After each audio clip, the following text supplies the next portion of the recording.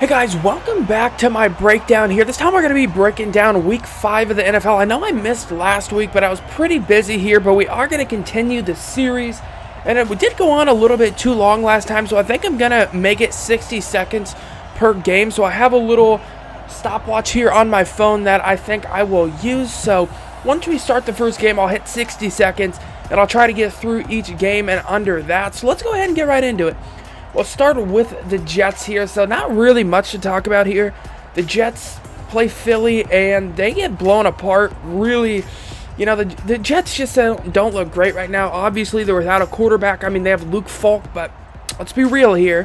Who the crap is that? They're without Sam Darnold due to mono still. Le'Veon Bell he isn't carrying the team the way he needs to if they're going to win games without a good quarterback. Only 40 yards by him, and really what teams can do is just stack the box and really just hope that they'll throw, and it just only put up 6 points, not great. Carson Wentz has an okay day, 17 of 29, only 189 yards, a touchdown, no pick.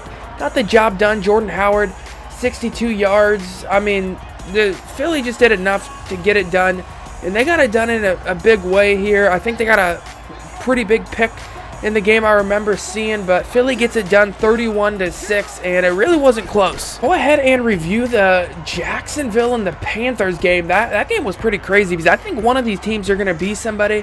Minshew's playing really good for Jacksonville, 26 of 44, 374 at 2 touchdowns. Fournette had a 100-yard day and a touchdown.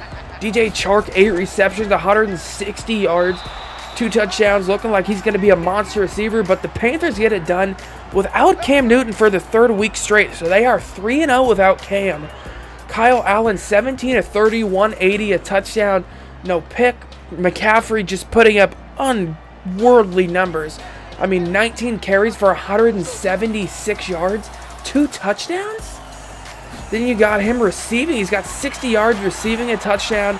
DJ Moore almost had a 100-yard day.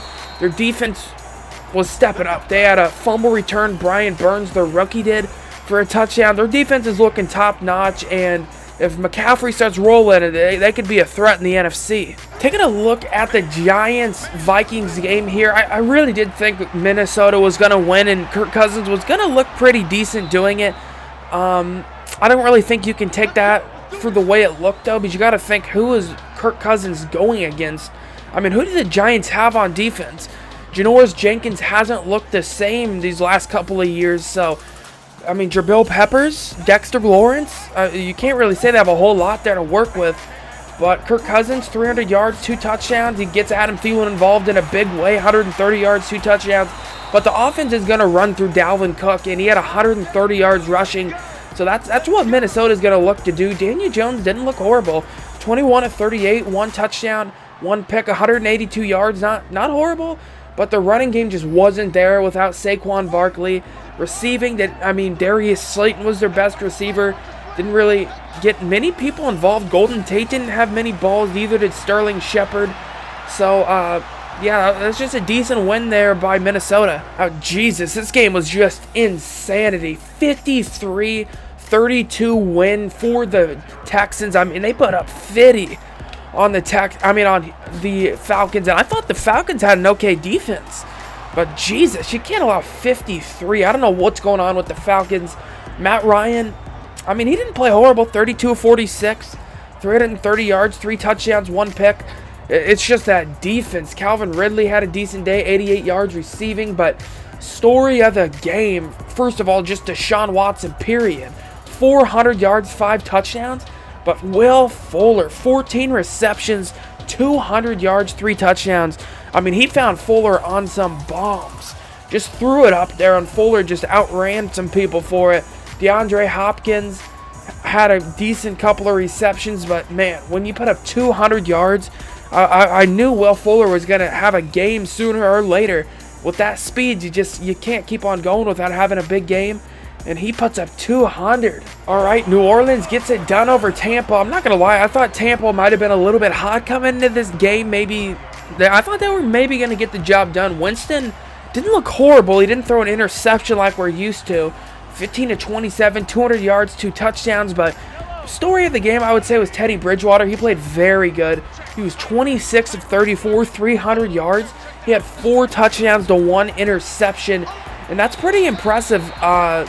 Saints, usually they put up a lot of points. Saints defense held them down a little bit, and then New Orleans just scored pretty decently. Kamara, he had some nice receptions and some nice runs as well. Then you had Michael Thomas, had a really good day. 11 receptions, 182 yards, 2 touchdowns. Really good day there by Michael Thomas. And Alvin Kamara put up a 100-yard day altogether with his receiving and running stats, which isn't a bad day for a running back, but New Orleans gets it done, and they're 4-0 without Drew Brees. I said the New Orleans is 4-0. I think they're 3-0 without Brees, I'm pretty sure. Yeah, I'm pretty sure they are 3-0. Moving on, Buffalo gets it done here over the Titans. They moved to 4-1. They're kind of one of those sneaky 4-1 teams. You don't really know they're 4-1, but their only loss was to the Patriots, and that was a razor close loss. I mean, a lot of people kind of brushing that off, but that was a close loss to the Patriots. And they're without Josh Allen. He had a concussion protocol. So the Bills, I mean, their defense is a top tier. They got to get it rolling on offense, though. Josh Allen, 22 of 32, 2 touchdowns, 1 interception, 219 yards. Frank Gore only had 60 yards rushing, 75 yards receiving by Brown for the Bills. Their defense just stepped up, and Marcus Mariota looking shaky at best here. He was 13 of 22, 183 yards, and if I have a prediction, a hot take, Marcus Mariota will not be there next year for the Titans. I mean, he's just playing so bad this year. He's just so inaccurate at times that I just don't see him being the quarterback. Moving on to the Cardinals here. They get their first victory of the year. It's pretty good to see. Murray had some nice plays towards the end of the game. He used his feet for a couple of runs, which was pretty nice. I mean, if they play like this, since Arizona could be somebody. I mean, not this year, but maybe in the years to come. This was pretty good to see if you're an Arizona fan. It was just nice to see. I'm not an Arizona fan. I like to see it, though. 20 of 32 Murray was, 250 yards. No touchdown, no pick, but he got it done. And then he ran the ball well. 10 carries, 90 yards, and a touchdown. David Johnson also had 90 yards. So if you're getting about 100 yards from your running back and quarterback, I mean, it's just going to be a good day. Cincinnati, though, drops to 0-5. They're not looking good on the year. Andy Dalton puts up 2 TDs, but, yeah, they're just dropping some games, which they're just dropping. I mean, they're just keep on losing. Cincinnati has yet to get a win. Arizona gets their first, and they look pretty decent in doing it. And I know they didn't face a great team in Cincinnati, but they still get their first victory of the year. And then the Patriots take on the Redskins. They got it done 33-7, just annihilated the Redskins. But did anybody really think anything else? I mean, who's the quarterback for the Redskins? I didn't really know going into it. So you got Colt McCoy coming in. He had 119 yards, 0 touchdowns, 1 interception. So not great. And then Steven Sims had 1 carry for 65 yards. Besides that, they couldn't find a running lane. Really no offense to speak of here for the Redskins. Tom Brady, 348 yards, 3 touchdowns, 1 pick. Had a good day. 91 yards by Michelle. Pretty decent day by him. A lot of people were saying that he just wasn't looking great. He had the leading amount of touches in the red zone and couldn't get anything done with it coming into this week. But he had a touchdown, 91 yards, decent day. Julian Edelman, 8 receptions, 110 yards, and a touchdown. Patriots get it done easily. Not a whole lot to digest here. Just another easy win by the Pats. Good Lord, what is going on with Lamar Jackson? First of all, that was a pretty bad hit to Mason Rudolph. That was really not good. I did not like the way that was handled. First of all, when he didn't kind of try to get carted from the sidelines and the cart broke down. Like, what's going on here, bro? That should not be happening. So that's a tough thing right there for Mason Rudolph. And he was hospitalized, so that could be pretty serious. Lamar Jackson, though, Jesus, they got the job done, but holy crap. I didn't know he couldn't throw the ball at all downfield. 161 yards, a touchdown, 3 picks to Pittsburgh. I know it's a division rival, but good Lord. And then, I mean, he ran it 14 times at 70 yards. Took some pretty bad hits. Mark Ingram only had 44 yards rushing. I don't know, Lamar, they just did not look great. It might have been division rival, I don't know. They moved to 3-2, but the Ravens, this was one of those games where they got it done, but they just did not look good doing it. I know a win's a win, but you gotta kind of take it how you see it here, and that just, I don't know, they just didn't look great. All right, only a couple more games here. Then you got the Raiders taking out Chicago, which, I mean, it was pretty crazy, but Chicago is down to Chase Daniel, a quarterback. I know they like him for a backup, but he's not really a starting caliber quarterback in my opinion. 2 touchdowns to 2 interceptions. He'll do that for you. Couldn't get a running game going at all. Chicago couldn't. Allen Robinson had some nice grabs. The Raiders got it done, though. Derek Carr didn't throw a touchdown or a pick, but he had 229 yards. Josh Jacobs had a day. 26, 123, 2 touchdowns. Really good day by Josh Jacobs. The Raiders got it done. They really held Mac in check, which was pretty crazy. Mac didn't get any pressure, so that was a little crazy. He had that 1 fumble recovery off that weird pitch play that ended up in a fumble. But besides that, the Raiders really controlled that game. Chicago came on late in that second half. Actually, early in the second half, and then the Raiders kind of took control.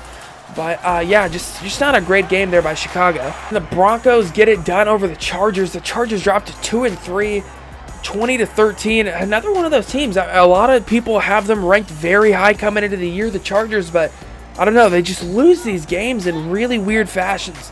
So now they're down to 2-3. Joe Flacco gets the dub over Phillip Rivers, who didn't look great. Phillip Rivers, 200 yards, 0 touchdowns, 2 interceptions.